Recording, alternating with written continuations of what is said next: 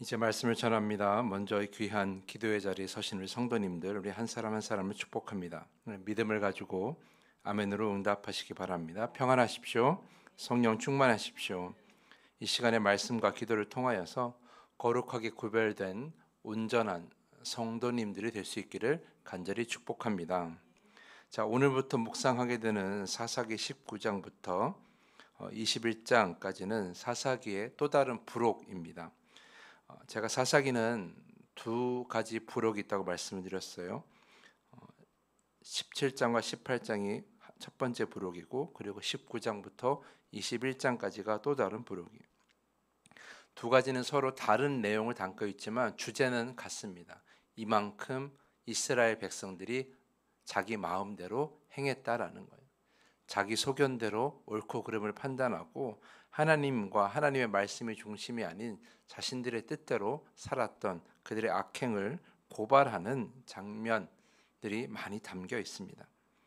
오늘부터 묵상하게 되는 19장부터 21장까지는 주된 내용은 뭐냐 하면 바로 지파 간의 내전이에요.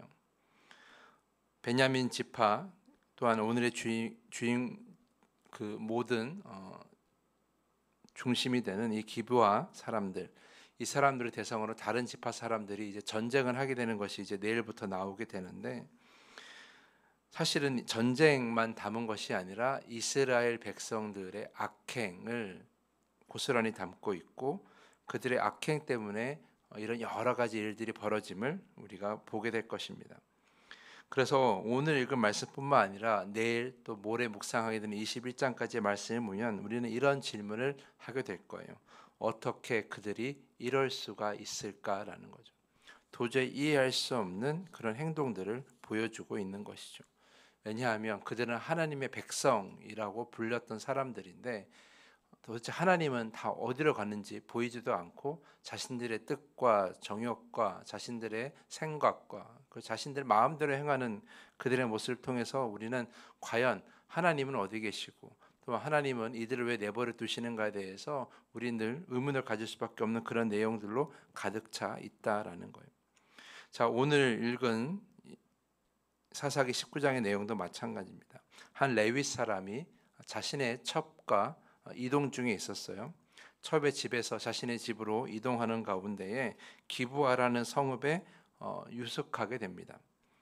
그는 나그네였기 때문에 누구든지 기브아 사람이 그들을 대신 묵게 해줘야 되는데, 기브아 사람들 중 한 노인이 그들을 자신의 집으로 초대하여 묵게 하죠. 그런데 그때 기브아 사람들이 일부가 와서 그 레위 사람들과 부적절한 관계를 맺으려고 합니다.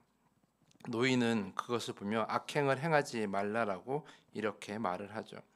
자신의 딸을 내어줄 테니까 차라리 내 딸과 시간을 보내라, 관계를 가져라, 이런 식으로 얘기를 합니다. 매우 익숙한 장면입니다. 여러분 어디서 이런 장면을 보지 않으셨습니까? 바로 창세기에 나와 있는 소돔의 이야기와 같습니다. 그만큼 이 기브와 성읍의 사람들이 소돔만큼 악하고 그만큼 하나님의 심판을 받을 만큼 매우 부적절한 행동들로 가득한 성읍이었다는 걸 우리가 알 수 있다라는 거죠. 그들이 노인의 제안을 거절하면서 이 레위 사람들이 자신이 데리고 온 첩을, 레위 사람이 자신이 데리고 온 첩을 그들에게 내어주게 되죠. 밤새 또 차마 입에 담을 수 없는 여러 가지 악행을 저지른 기브아 사람들은 그 여인을 새벽까지 데리고 있다가 집으로 보냅니다. 결국 그 여인은 그 노인의 집 앞에서 쓰러져 있게 되는데, 근데 그 레위 사람이 그 쓰러져 있는 여인을 두고 이렇게 말을 합니다. 뭐라고 합니까? 그것을 보고 나서 일어나라, 우리가 가자라고 이렇게 말을 하죠. 정말 이해할 수 없는 부분이에요. 자신의 첩인데, 자신이 정말 데리고 오고 싶었던 첩이었는데 그렇게 악행을 당하고 억압을 당한 사람을 향해서 처음 했던 얘기가 괜찮냐라는 말도 아니고 위로하는 말도 아니고 그냥 일어나 가자라는 말이었다라는 거죠. 이 말 자체도 매우 충격적인데, 그 여인이 죽게 되자 그 레위인은 더욱더 이상한 행동을 하게 되죠. 그 첩의 시체를 거두어서 12덩이로 나누고 각 지파에게 보내게 되는 거예요. 도저히 상상할 수 없는 일이 벌어지게 되는데 이 각 지파의 사람들이 이 일을 겪고 나서 30절 말씀 보면 똑같이 이런 말을 했다고 합니다. 애굽 땅에서 올라온 날부터 오늘까지 이런 일은 일어나지도 아니하였고 보지도 못하였다다. 이 일을 생각하고 상의한 후에 말하자 하니라. 이렇게 기록되어 있어요. 그들이 했던 말은 이거예요. 이런 일은 이전에도 일어나지도 않았고 보지도 못하였도다라는 거죠. 저는 이 말이 그저 지파들의 반응이었을까? 저는 그렇게 생각하지 않습니다. 이전에도 이런 일이 일어나지 않았고 보지도 못하였다는 이 말은 이스라엘의 악행이 얼마나 깊었는가, 얼마나 깊어졌는가를 보여주는 그런 말이라고 저는 생각을 했어요. 이전에도 볼 수 없었던 악행, 그 누구도 상상할 수 없었던 그러한 악행과 희귀한 행동들이 지금 이스라엘 백성들 사이에서 일어나고 있었다.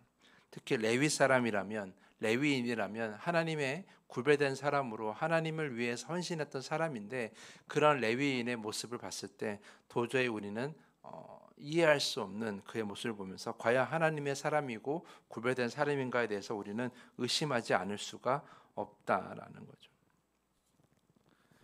사랑하는 성도 여러분, 이 사사기 19장에 기록된 도저히 우리가 받아들일 수 없는 이런 이야기를 통해서 우리가 깨달을 것은 이것입니다. 사람도 이만큼 악해질 수 있다라는 거예요.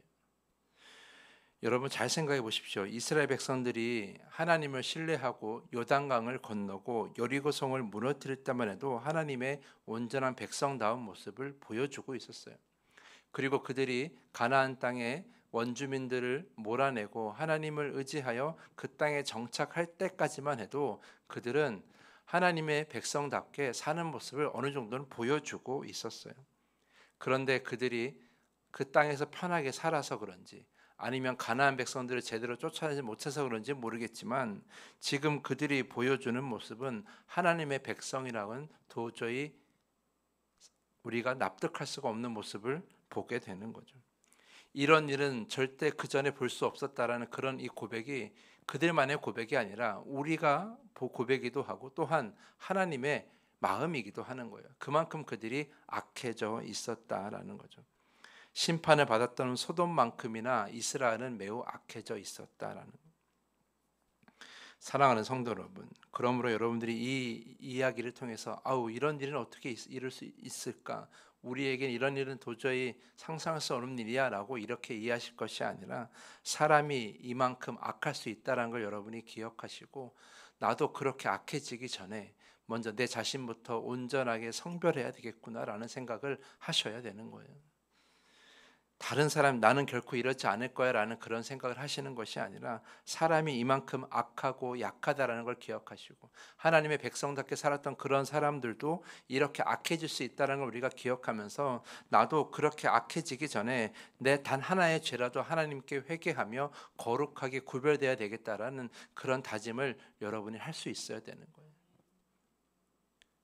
우리가 지금 이 순간 회개하지 못하고 지금 나의 죄를 가볍게 여길 때에 10년 뒤에 20년 뒤에 우리가 감히 상상할 수 없는 모습으로 하나님 앞에 악을 행하는 우리의 모습을 발견할 수도 있다는 거예요. 그것은 저도 그렇고 여러분도 그렇고 다 예외가 아니라는 거죠. 우리는 악한 죄인일 수밖에 없기 때문입니다. 그러므로 여러분 간절히 여러분들에게 부탁드리고 싶은 것 한 가지는 여러분이 지금 나의 죄를 두고 마음을 찢고 회개하지 아니하면 우리가 그렇게 하나님부터 멀어져 가는 동안에도 소돔처럼 악해져 가는 동안에도 우리는 전혀 알 수 없다라는 거예요. 그러기 전에 지금 이 시간 우리가 기도하면서 하나님 앞에 온전히 서서 우리의 죄악을 마음을 찢어 진심으로 회개할 수 있기를 부탁을 드립니다. 그러한 회개가 그런 온전한 회개가 우리를 구별된 백성으로 만들고 하나님의 온전한 나라의 성도로서 세워주게 하는 거예요. 회개가 없으면 우린 결코 온전한 백성이 될 수 없어요. 우리의 악함을 우리 스스로가 제어할 수가 없어요. 회개가 우리의 모든 악함으로 가는 길을 막고 하나님 곁에 머물게 할 것입니다.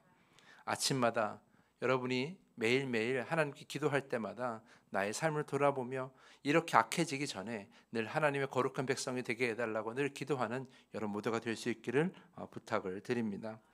그런 여러분이 되어서 하나님의 굴배된 자로서 이 악한 세상에 하나님의 나라를 세워 쓰임 받는 귀한 성도 될 수 있기를 간절히 축복하면서 오늘 말씀을 마치겠습니다. 이 시간에 더 깊은 기도의 시간으로 나아갑니다. 나의 죄를 가볍게 여기는 교만으로 인해 더 깊은 죄에 빠지지 않게 하옵소서.